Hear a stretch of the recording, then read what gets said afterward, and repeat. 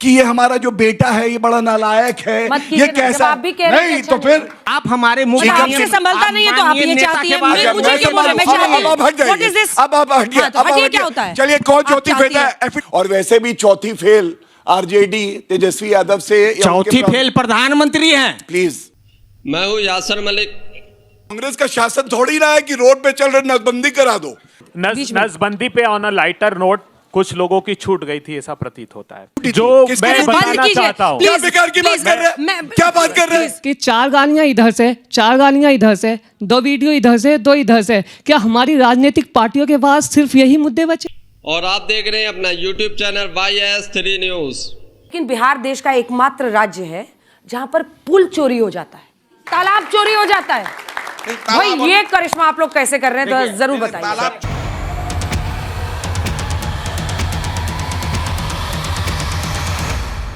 गोदी media anchor Anjana Om Kashyap ने आज तो कमाल ही कर दिया। बीजेपी के प्रवक्ता गौरव भाटिया लाइव डिबेट के अंदर बदतमीजी करने लगते हैं, जिसके बाद गोदी मीडिया एंकर अंजना ओम कश्यप उनकी धज्जियां उड़ाकर रख देती हैं, उनको ऐसा सबक सिखाती हैं कि खामोश कर देती हैं। बीजेपी के प्रवक्ता गौरव भाटिया आरजेडी के नेता तेजस्वी यादव के लिए अपशब्द का इस्तेमाल करते हैं। उसके बाद आरजेडी के प्रवक्ता उनकी जब बखिया उधेड़ते हैं, उनको सबक सिखाते हैं, तो वो कूदकर अंजना ओम कश्यप के पास जाने की कोशिश करते हैं कि उनको बचा लिया जाए। लेकिन अंजना ओम कश्यप उनको ऐसा सबक सिखाती है कि वो आज के बाद कभी बदतमीजी नहीं करेंगे। आप लोग ये पूरी डिबेट देखकर जाइए। गौरव भाटिया की खूब ज़्यादा बेइज्जती इस डिबेट के अंदर हुई है और जनता ने भी तीखे तीखे सवाल पूछे हैं, और जो मुद्दे हैं उन पर बात ना होकर बिहार का इलेक्शन किन मुद्दों पर जा रहा है आप लोग ये भी देखेंगे इस डिबेट के अंदर। तो पूरी डिबेट जरूर देखकर जाइए। अंजना ओम कश्यप ने आज तो बहुत ही अच्छी डिबेट की है और सवाल भी पूछे हैं। मर्यादा दोनों तरफ से तोड़ने का। और मुझे पता है अगले 1 घंटे में आप लोग भी तैयार रहिए, ये 10 बयान बताएंगे इनके, ये इनके 10 गिनाएंगे और फिर दोनों अगले दिन सुबह उठ के यही करेंगे। तो इसका ये क्रम टूटेगा कैसे गौरव जी? ये क्रम ऐसे टूटेगा कि जब आदरणीय प्रधानमंत्री जी की माता जी के लिए अपशब्द कहे जाते हैं तो वो व्यक्ति किसी की माता के लिए अपशब्द नहीं कहता है। और उनका प्रवक्ता हूं तो यहाँ डंके की चोट पे कहता हूं, अंजना जी, इन्होंने मोदी जी की माता जी के लिए अपशब्द कहे, AI वीडियो निकाला गया। कुछ दिन पहले की बात है, कांग्रेस और आरजेडी के मंच से जिस तरह के नारे लगे थे नरेंद्र मोदी जी की दिवंगत माता जी के लिए, मैं यहां बोल नहीं सकता, लेकिन सोनिया गांधी जी जो आज भारत की बेटी हैं, मैं इतना जरूर कह सकता हूं कि अगर उनके लिए कोई अपशब्द कहेगा तो नरेंद्र मोदी जी प्रधानमंत्री हैं, सबसे पहले खड़े हो जाएंगे। ये क्रम इस तरह से टूटेगा, सबसे बड़ी बात। दूसरी बात मैं ये कहूंगा, बिहार के चुनाव पे मैं ये कहना चाहता हूं, विपक्ष का काम तो मुद्दे उठाना है। अगर नरेंद्र मोदी जी की माता जी का AI वीडियो इतने आपत्तिजनक तरीके से, जो कि अब इस दुनिया में नहीं है, लाया जाता है, इसका मतलब क्या है? ये मुद्दा विहीन हो चुके हैं। इनको कोई मतलब नहीं है कि युवाओं की बात करें, चिकित्सा की बात करें, शिक्षा की बात करें। ये बात करना चाहते हैं देश के प्रधानमंत्री जी की मां के बारे में। और मैं इतना ही कहूंगा, मां का अपमान करने वाले ये भूल जाते हैं जिस कोख से पैदा होते हैं उसी को नीचा दिखाते हैं। ये बात इनको समझनी चाहिए कि मां सबकी मां होती है। इसकी जरूरत क्या थी अभय जी? मतलब मैं समझना चाहती हूं, अगर बिहार कांग्रेस ने ये डाला, इसकी जरूरत क्या थी? मतलब जो अन्य मुद्दे हैं, शिक्षा का मुद्दा है, पलायन का मुद्दा है, ऐसे मुद्दे आप क्यों नहीं, शिक्षा, अस्पताल, स्वास्थ्य, ये मुद्दे कम पड़ गए या कांग्रेस पार्टी को दिख नहीं रहे हैं? मैं विश्वास दिलाता हूं पूरे आपके शो में सिर्फ मुद्दों पर ही बात करूंगा। प्रधानमंत्री जी की मां का हमने कभी अपमान नहीं किया, न मंच से हमारे किसी कार्यकर्ता ने गाली दी, लेकिन भारतीय जनता पार्टी और देश के प्रधानमंत्री जी ने आरजेडी और कांग्रेस को टारगेट किया। मैं विनम्रतापूर्वक अनुरोध करना चाहता हूं, दिवंगत मां सपनों में आती है, मां पर राजनीति न करने का पाठ पढ़ाती है। बिहार में नौजवान पीढ़ी बेरोजगारी की आग में झोंक दी जाती है, बेटियां अपराधियों के सामने अपनी लाज गंवाती हैं। प्रधानमंत्री जी मुद्दों पर राजनीति करिए, यही माताजी सबक सिखाती है। वीडियो तो आपने डाला है साहब। डाला ना, आपने दिखाया नहीं। दिखाती तो सही आपने दिखाया कि तेजस्वी यादव और राहुल गांधी ने क्या ऑडियो बोला, लेकिन उसमें आप दिखाती तो पता लगता कि हमने कोई भी आपत्तिजनक बात उसमें नहीं कही। सिर्फ यह कहा कि मां पर राजनीति करने की अपेक्षा बिहार की उन माओं की कल्पना कीजिए जिनके नौजवान बेटों के लिए पढ़ाई के लिए उन्होंने जमीन और जेवर गिरवी रख दिए, लेकिन 10 भर्ती और प्रवेश परीक्षा में स्कैम हुए। बिहार में आज यह चल रहा है, देखिए आप, एक स्टिंग ऑपरेशन हुआ, वहां पर सारी भर्ती और प्रवेश परीक्षा के पेपरों की रेट लिस्ट जारी की कि नीट का 80 लाख रुपए, कांस्टेबल भर्ती का 60 लाख रुपए, वहां से पेट नहीं भरता सरकार का तो क्या करते हैं, उसके बाद फर्जी डिग्री बेचने का एक वो भी स्टिंग ऑपरेशन में खुलासा किया। 3.5 करोड़ नौजवानों ने बिहार से पलायन किया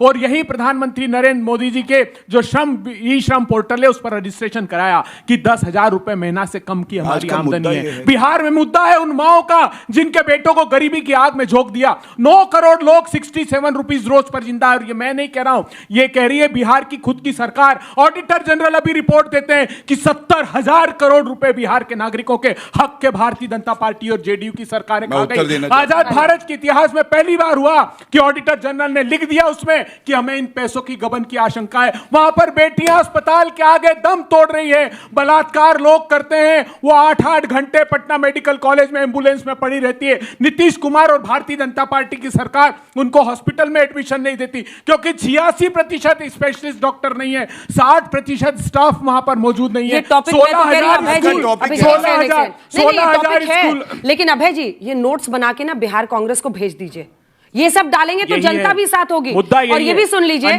कि सुनिए ना, आपने ऑडियो की बात की तो हमने सिर्फ इसलिए ऑडियो ये डाला क्योंकि राहुल जी और तेजस्वी जी दोनों पॉलिटिक्स में हैं और अपनी बात वो इस पर कोई भी सफाई दे सकते हैं, लेकिन प्रधानमंत्री जी की मां ना पॉलिटिक्स में थी ना वो इस दुनिया में है कि वो इस पर आकर कुछ बोले, इसलिए हमने उनका ऑडियो नहीं डाला है। मैं उस पर नहीं समझिए, आपने रेज किया ना इसलिए मैंने बता दिया। मैंने रेज कैसे आकर अपना जवाब मैंने रेज इसलिए किया कि देश और यहाँ हॉल में मौजूद ये नौजवान पीढ़ी जान पाए कि हमने कोई अपमान नहीं किया। मैं ये पूछना चाहता हूं, आप ये बताइए, सपने में आई थी, हमने एआई बनाया है, क्या अच्छा लगेगा अगर मैं भी कहूं कि राजीव जी आए सोनिया जी के सपने में और बोले कि ये हमारा जो बेटा है ये बड़ा नालायक है, ये कैसा नहीं, तो फिर मैं नहीं करूंगा, लेकिन मैं बता रहा हूं अंजना जी, होता क्या है, ये मैंने क्यों कहा, मैंने शुरुआत करी, आपने कहा क्रम कहां टूटेगा। क्रम तब टूटा जब भाजपा के प्रवक्ता ने कहा कि सोनिया गांधी जी चाहे राजनीति में होती या ना होती, हमने कहा है महिला का सम्मान सर्वोपरि है और इसलिए मैंने कहा कि मैं सोनिया गांधी जी के बारे में कुछ नहीं बोलूंगा। लेकिन राहुल गांधी जी जो अपने आप को नेता मानते हैं, आज उनको बाहर निकल के आना चाहिए और कहना चाहिए ये महिला अपमान जो है इसको हम नहीं सहेंगे, हमारे मतभेद हो सकते हैं लेकिन हम महिला को गाली नहीं देंगे। दिवंगत राजीव जी को लेकर उन्होंने कहा, देखिए किसी को भी, और जो इस दुनिया में नहीं है इसीलिए हम ऑडियो भी नहीं सुना रहे हैं क्योंकि जो इस दुनिया में है ही नहीं डिफेंड करने के लिए, उसके बारे में कुछ भी इस तरह का एआई, मतलब 2 बार तो सेल्फ गोल हो गया ना अभय जी, 2 बार पोस्ट डिलीट करना पड़ा। एक छोटा सा जवाब दीजिए, क्यों ऐसा करते हैं? नहीं अंजना जी, तेजस्वी जी भी कह रहे मैंने ये वीडियो नहीं देखा, उनको भी समझ में आ रहा है कि ये करना गलत है। अच्छा मैं पूछना चाहता हूं, ये नौजवान बैठे हैं देश के और देश के लोगों से पूछना चाहता हूं, 8 साल तक जीएसटी में जो राहुल गांधी कह रहे थे कि प्रधानमंत्री जी जीएसटी की सिर्फ 2 स्लैब करी है, नहीं की किया किस पे जानते हैं आप? बीड़ी पर।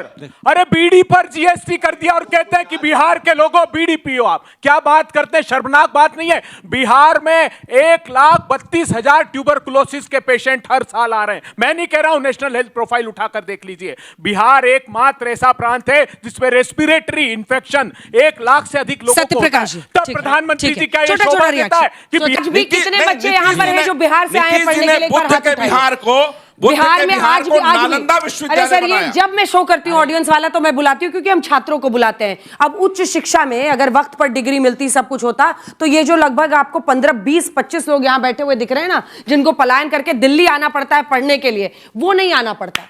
और 20 साल से आपकी सरकार है साहब, आपको उदाहरण 20 साल से आपकी सरकार है। मैं उस पर बात करना चाहता हूँ। मतलब ये आरजेडी वाले आए, बीजेपी वाले आए, सबको नीतीश बाबू गले लगा के सरकार चलाते रहते हैं। 20 साल से वही सीएम है। मैं बहुत ईमानदारी से ये बात रखना डिबेट को पूरा देखकर जाइए। अब आगे बीजेपी के प्रवक्ता गौरव भाटिया बौखला जाएंगे और बदतमीजी करने लगेंगे, जिसके बाद गोदी मीडिया एंकर अंजना ओम कश्यप उनकी धज्जियां उड़ाएंगी। तो पूरी डिबेट देखिए। मैं चाहता हूं उत्तर भारतीय लोग दिल्ली पढ़ने, दिल्ली विश्वविद्यालय और बहुत सारे एमबीए स्कूल में आते हैं, लेकिन बिहार का ऐसा कौन सा जिला है जिसका इंजीनियरिंग कॉलेज खाली है? अंजना जी, कौन सा ऐसा पॉलिटेक्निक है जो खाली है? कौन सा ऐसा यूनिवर्सिटी है जो खाली है? रुक जाइए, नहीं, ये आरोप बड़ा है। मुझे इसका जवाब देना है। उच्च शिक्षा में 33% आरक्षण महिलाओं को देश के किस राज्य में मिलता है? बिहार में मिलता है। 35% आरक्षण सरकारी नौकरी में देश में पहला कोई राज्य बना, बिहार बना।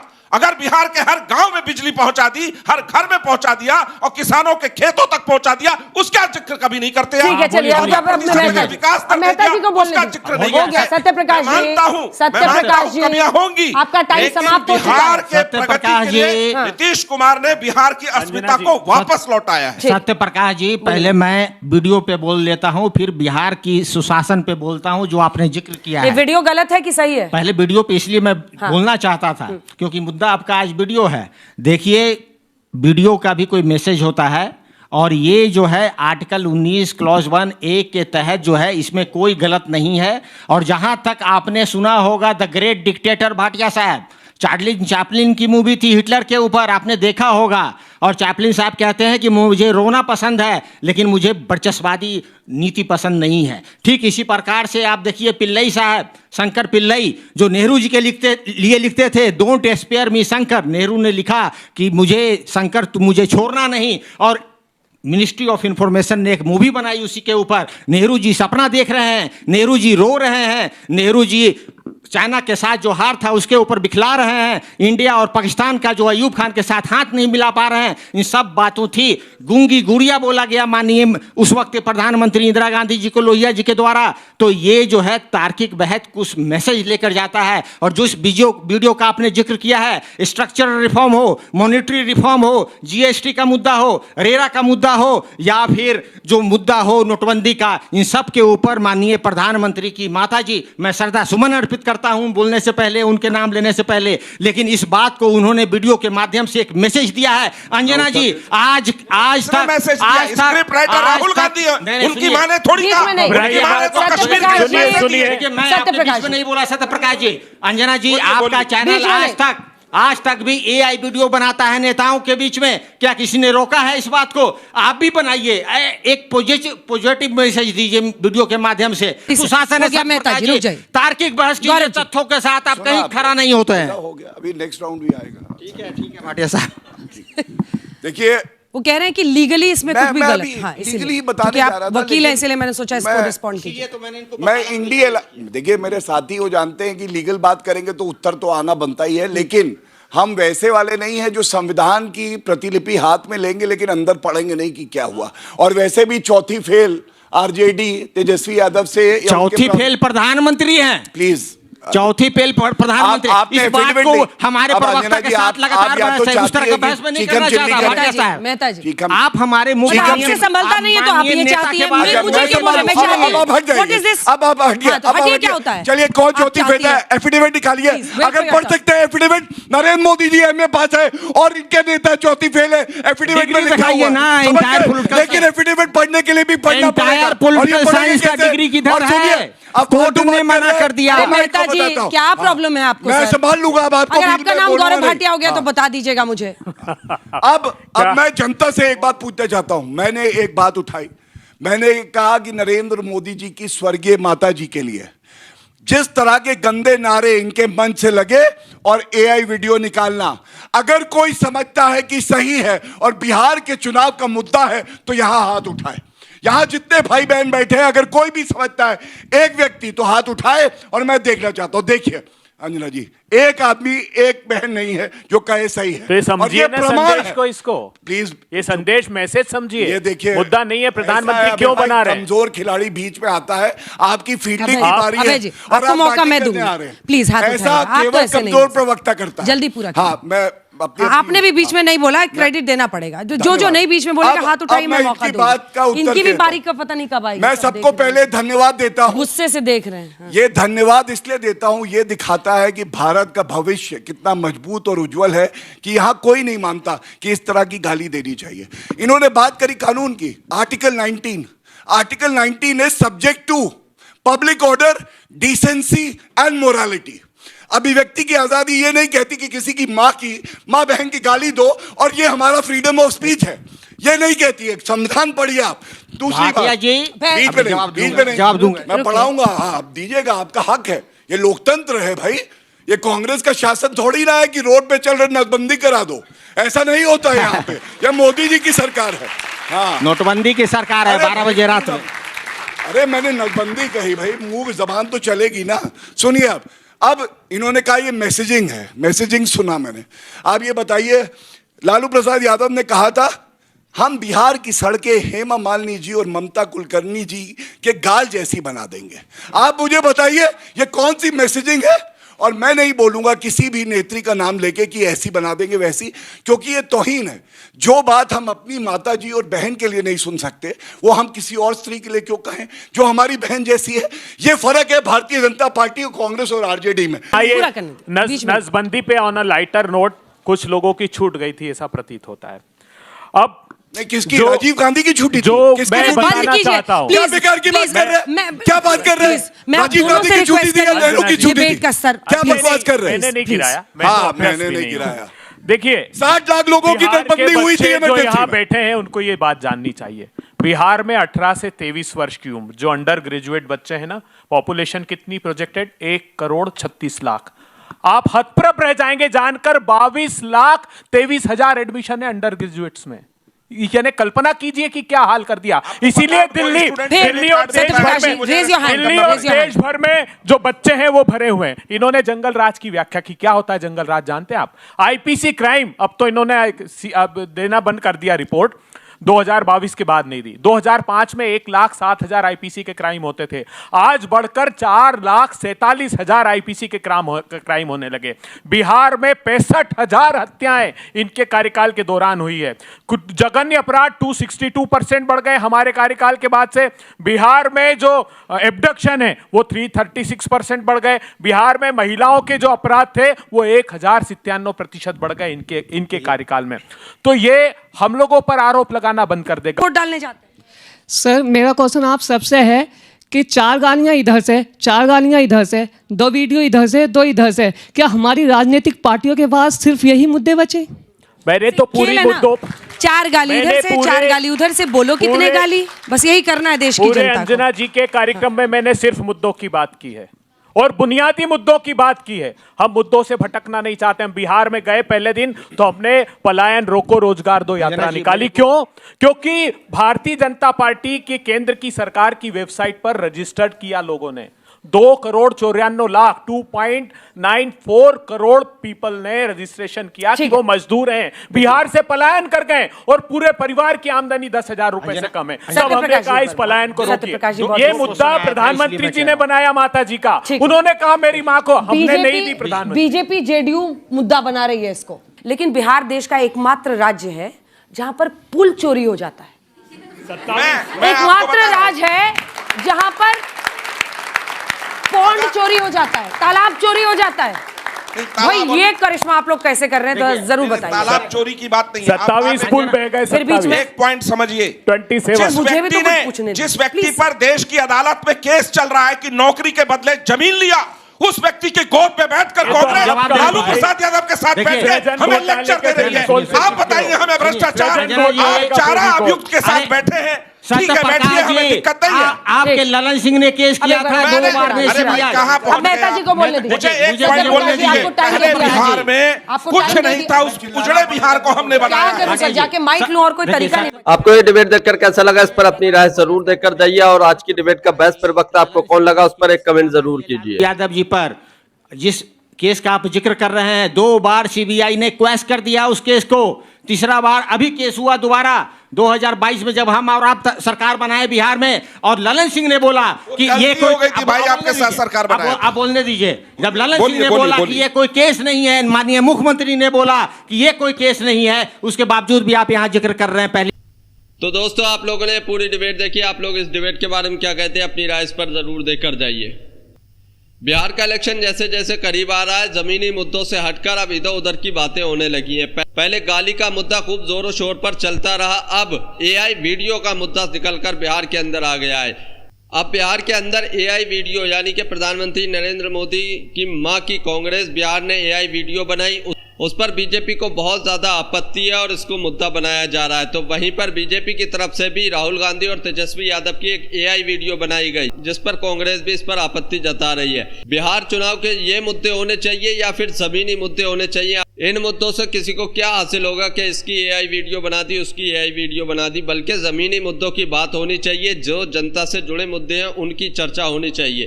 तो आप लोग इस पर क्या कहते हैं जरूर बता कर जाइए। और आज तो गोदी मीडिया एंकर अंजना ओम कश्यप ने बहुत अच्छी डिबेट की है। बीजेपी के प्रवक्ता से भी सवाल पूछे, जेडीयू के प्रवक्ता से भी सवाल पूछे, कांग्रेस के प्रवक्ता से भी सवाल पूछे, मतलब सबसे सवाल पूछे जैसे एंकर को पूछना चाहिए वैसे डिबेट की है आज तो।